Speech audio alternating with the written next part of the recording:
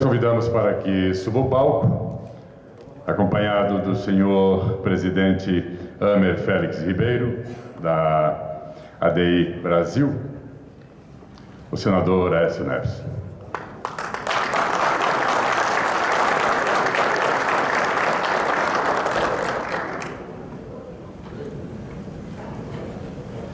Presidente, deixa eu fazer a apresentação. Rapidinho, senador. Hoje nós estamos com 187 jornais, o nosso quórum hoje no interior do Brasil, com um monte de os nossos presidentes, e é uma honra a sua, a sua presença aqui. Os dois secretários de comunicação do Paraná e de Santa Catarina, Nelson Santiago e o Catani, faz favor, que vai fazer parte da mesa.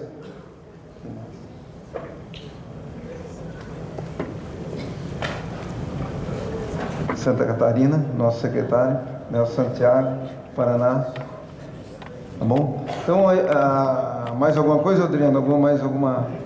É isso aí. E o senhor está com bastante pressa e o evento é do senhor. O senhor fica à vontade, né? A nossa honra de tê-lo aqui nos prestigiando. Obrigado.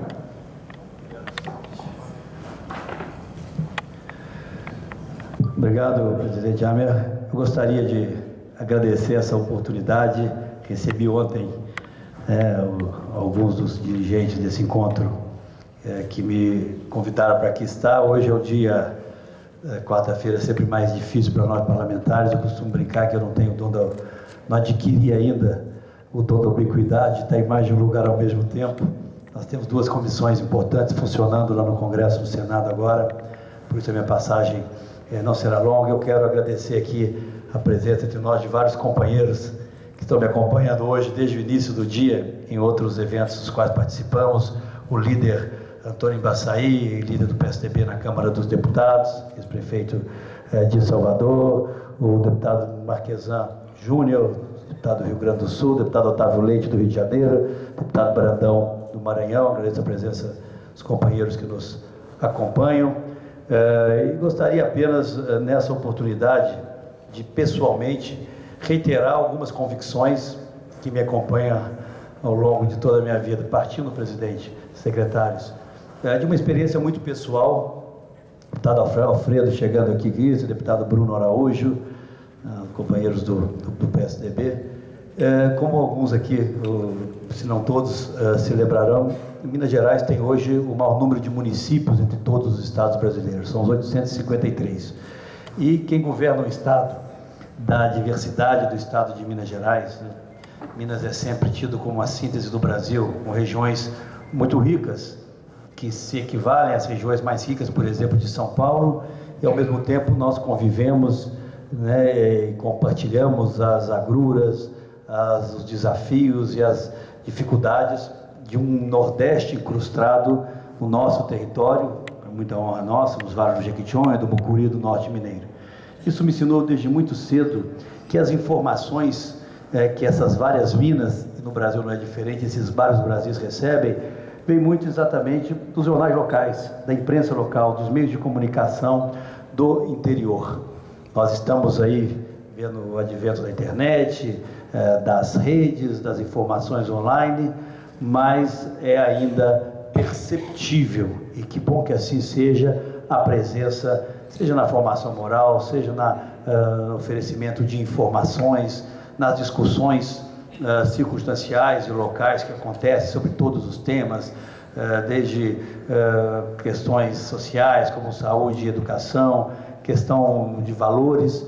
E esses veículos de comunicação do interior têm sido, ao longo da nossa história, um instrumento absolutamente essencial para a formação da nossa nacionalidade, acho até para o próprio caráter do povo brasileiro. Eu tenho agora a responsabilidade, se não oficial, pelo menos oficiosa, de conduzir, ao lado de muitos companheiros, um projeto novo de Brasil. Um projeto que, por um lado, resgata aquilo que é essencial na minha compreensão do que é a vida pública, que são valores, princípios, ética, respeito ao dinheiro público, aliado à eficiência da gestão pública. Eu sou de uma geração Movimento dos Companheiros do Paraná, que aqui estão, meu companheiro Beto Richa, com quem estarei na próxima segunda-feira, é dessa mesma geração, um pouco mais novo que eu, mas da mesma geração e das mesmas convicções, de que o setor público não tem que ser ineficiente apenas por ser público. Nós introduzimos em Minas Gerais, já há 11 anos, alguns instrumentos de gestão que nós não inventamos, presidente Amer. Nós buscamos no próprio setor privado, de avaliação de desempenhos, de metas a serem alcançadas, substituindo esse perverso aparelhamento da máquina pública, que hoje é talvez a marca mais clara do atual governo, pela meritocracia. Nós hoje somos o Estado brasileiro, o único dentro de 27, onde 100% dos servidores são avaliados por desempenho. Tem metas a serem alcançadas em todas as áreas. E se alcançadas essas metas, recebem um 14º salário no final do ano.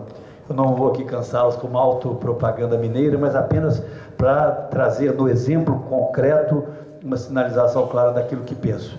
E foi exatamente esse sistema de metas, de avaliação de resultados, que fez com que Minas Gerais, que está longe de ser o estado mais rico e muito menos o mais muito menos o mais homogêneo, ao contrário, somos os mais heterogêneos do Brasil, tenha hoje a melhor educação fundamental do Brasil, segundo o MEC, a melhor saúde pública de toda a nossa região sudeste. Isso é uma comprovação de que, se você investe na meritocracia, se você qualifica o servidor público, os resultados vêm para aqueles que devem ser os sócios principais da ação do Estado, que é o cidadão brasileiro. Outros estados têm feito esforços nessa direção, o Paraná é um deles, estados de outros partidos, municípios vêm investindo em novos mecanismos de gestão pública. Infelizmente, no plano nacional, isso não veio ocorrendo, pelo menos ao longo dos últimos anos. Portanto, reafirmar essa convicção na meritocracia, no Estado para resultados, é algo que pretendo fazer ao longo de toda essa caminhada. Na minha modesta avaliação, não existe nenhuma medida de maior alcance social do que a boa aplicação do dinheiro público, com planejamento, com transparência e, obviamente, buscando resultados e qualificando esses resultados. Por outro lado, eu tenho, como acredito muitos brasileiros e muitos que estão aqui, uma preocupação grande com o cenário que nos espera. Ao invés de nós estamos, Carlos Alfredo, debatendo hoje a agenda da competitividade, do aumento da produtividade na nossa economia, que parou de crescer ao longo dos últimos anos, em razão de algumas ações tomadas no governo, ainda do PSDB, nós tivemos um crescimento da produtividade da nossa economia em torno de 2% ao longo dos 6, 7 primeiros anos do presidente Lula, até a metade do seu segundo mandato. De lá para cá, a produtividade da economia brasileira vem crescendo em torno de 0,4%.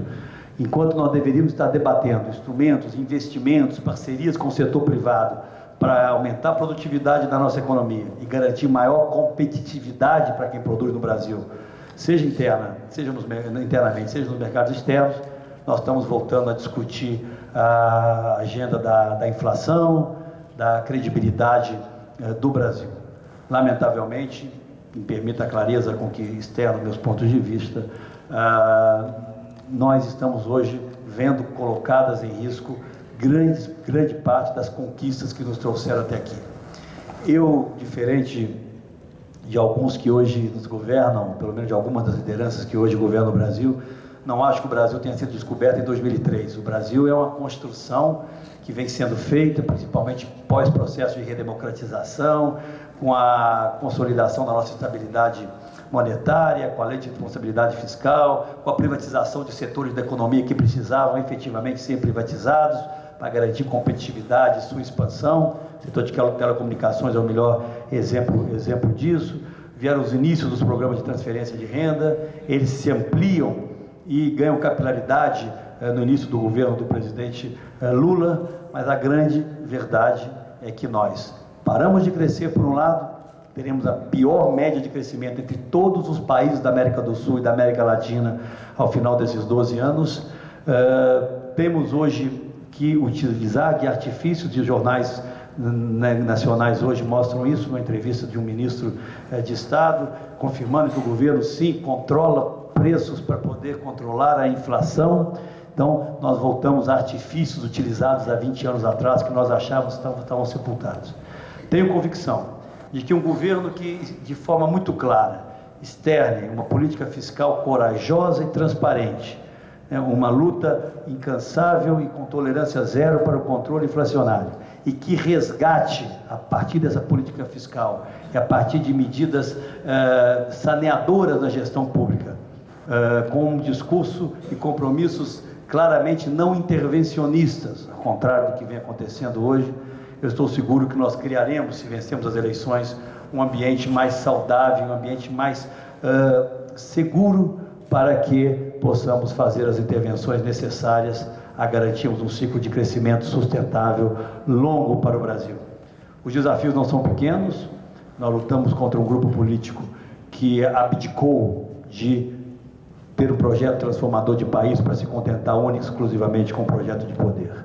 Eu quero aqui, no final dessas minhas palavras, e realmente pedindo a compreensão dos senhores em relação a essa nossa agenda, porque em função do advento da Copa do Mundo, houve uma antecipação grande para essas próximas 4 semanas de toda a agenda congressual, e hoje estamos votando matérias, inclusive uma de minha autoria, cuja discussão já começa no Congresso Nacional, mas eu, ao final, tenho que deixar aqui no segundo Congresso do Diário do Interior do Brasil um compromisso permanente com a descentralização da mídia pública, sem escolhas, sem priorizar esse ou aquele segmento, sem uma visão ideológica. Portanto, de forma absolutamente democrática, é preciso que haja o estímulo do governo central, que ele continue havendo, que ele se amplie para o fortalecimento dos instrumentos, dos veículos de comunicação no interior do Brasil.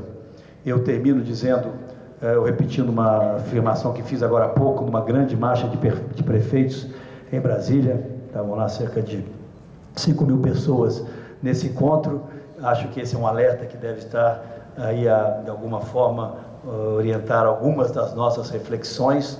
O Brasil se encaminha vigorosamente, rapidamente, para se transformar em um Estado unitário. A concentração crescente de receitas nas mãos da União está levando ao esfacelamento das finanças municipais, e tantos que estão aqui convivem com municípios brasileiros. Não há mais escolha entre pequeno, médio e grande, todos vivem enormes dificuldades. O governo central abandonou todos os temas da agenda federativa, toda ela, continua fazendo desonerações tributárias em parcela de receitas que deveriam ser garantidas, e na minha opinião a Constituição já as garante, mas o governo ignora, serem elas integrais de estados e municípios, e assumir um compromisso que aqui reitero aos senhores, com pontos dessa agenda que, a meu ver, ajudará a trazer maior eficiência e maior transparência ao gasto público. Portanto, o desafio que teremos pela frente é enorme. Longe de mim, presidente, ter aqui, secretários, uma bola de cristal para prever o que vai acontecer nessa campanha eleitoral, a não ser a dureza do debate, mas eu me permitam aqui apenas essa afirmação final, portador de uma vantagem. A vantagem de, durante toda essa campanha, defender as minhas convicções, dizer a verdade, dizer aquilo que acredito, e aquilo que eu acredito não faz bem ao país. Quero aproveitar a minha experiência de 20 anos do Congresso Nacional, com mais 4 anteriormente, agora com mais 4 de senador da República, como líder por 4 anos do governo do presidente Fernando Henrique, depois presidente da Câmara, depois uma intensa e vibrante experiência como governador do segundo mais populoso estado brasileiro, para, de alguma forma, emoldurado isso pelas minhas convicções que tenho, de que a política deve caminhar quase que como irmã siamesa, com a ética, com a responsabilidade, com a verdade. Quero oferecer essa experiência ao lado de tantos companheiros tão qualificados com os quais eu tenho encontrado ao longo dessa caminhada, para nós encerrarmos esse ciclo que está aí e iniciarmos um outro, onde a ética e a eficiência, como tenho dito, possam realmente caminhar juntos. Tenho certeza que vamos nos encontrar aí nessa caminhada por várias partes do Brasil, e fica o pleito do reconhecimento ao esforço, ao trabalho, à luta que os senhores vêm enfrentando ao longo do tempo para sustentar os veículos que representam.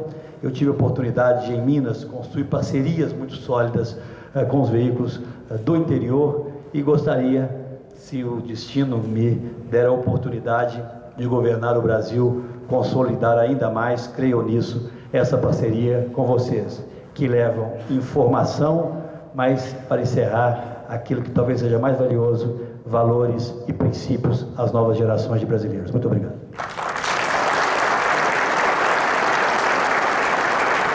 Nós agradecemos a presença do senador aqui com a gente e nós pedimos, senador,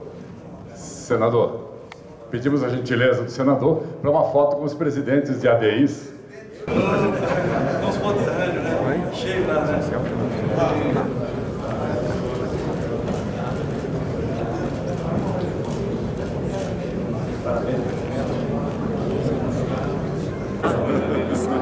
Imagine toda a alegria da Áustria.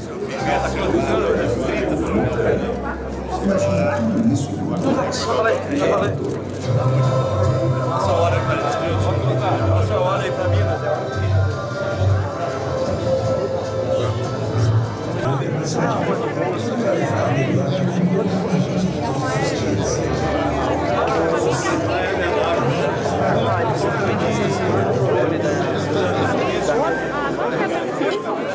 Depois eu vou pegar. Você prefere falar com ele aqui fora?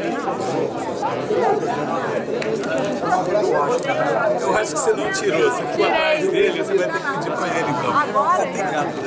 Menino do Gazeta. Pronto, vou te chamar. Senador. Eu sou Erechim.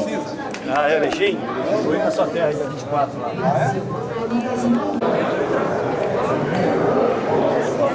Mas é uma troca que não vai atemorizar os brasileiros, porque ela não vai vencer as eleições. Presidente, Jornal Jardim. Como é que é? Tudo bem? Jornal de Friburgo. Tudo bem? Aquela frase primeiro, melhor, né? Eu falei na primeira, aqui Tira a foto, elas também são. O jornal. Seu estado também. Obrigado, gente. Correndo aqui com o Congresso. Obrigada, até mais. Tudo bem, obrigado por tudo. Tá aí, né? Vai bem. Eu vou